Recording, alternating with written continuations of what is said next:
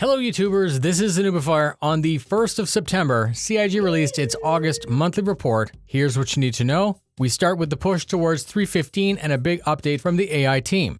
More work is being done to improve NPC behaviors for background activities at places such as refineries. NPCs are being made to react to gunshots, sitting properly, eating properly, and other expected behaviors to improve our play experience. Some of the animations are being refined so NPCs can use some tablets and consoles. When purchasing two-handed items, changes are being made to improve how that's being delivered to you. They're still adding polish to the hospital respawn experience for 3.15 and more work is being done on combat scenarios. The aim here is to add real consequences in choosing how to approach a dismounted mission. Hostile NPCs are going to have better logic due to being aware of the situation through sight, sound, and proximity.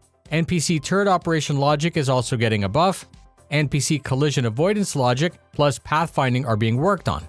The planetary navigation mesh will also allow NPCs to travel from place to place and follow things automatically. The animation team spent part of August focusing on vendors for illegal goods, food, drink, and other items. They're also working on drunk locomotion. The cowering and surrender behavior progressed. Mocap was done to fill in hacking, navigation, arcade machines, seating, vendor animations, and locomotion.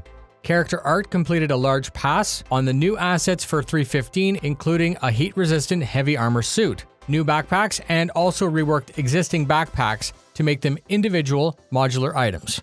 The Redeemer is approaching final art stage, with the team finalizing interactive buttons in the cockpit, remote turret bays, component rooms, and making the final polish to the lower deck. The Hull A began its time in the pipeline at the white box complete. Hull C is being listed as the gold standard. They list two other to be announced ships that sound like they may be concept sale / flight ready. Starfarer needs fuel mechanics with the fuel armored tractor, and then the actual refueling gameplay can start next. The A2 passed its final art. The Ares is through final art. The Vulture is in gray box. Improved ambient audio was added for Orson. Voiceovers were done for the hospital at Grimhex. Bomb sounds were added. Hacking sounds were added. The physics teams progressed with physical quantum travel with a new quantum grid. This is big because this should allow for blind jumps and a dropout before exploding into a moon, something that the community's been asking for literal years. The Gen 12 renderer progressed through August. Better shaders, better fog, better clouds, better reflections, and these all replaced legacy code. They began working on Jumptown 2. This is very cool, where outposts become hyper-lucrative, tempting players to fight over control and gather as much profit as possible. Continued work on the TDD for cargo, the character editor, and shopping.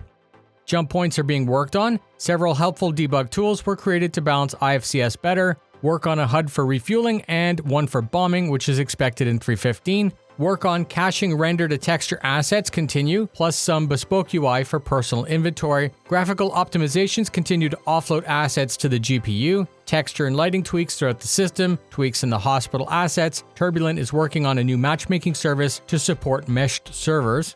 Turbulent is also working to optimize the web store search function. Improvements to the radar, scanning, and ping in preparation for FPS scanning. More work on the visuals for SDF shields. More work on surface dust and snow buildup that would fall off a ship as they pass a certain speed threshold. And we end with the visual effects being worked on for the A2, the Ares Size 7 main weapon, and 2 to-be-announced ships. Thank you very much for spending your time with me. Fly safe, and I'll see you in the verse.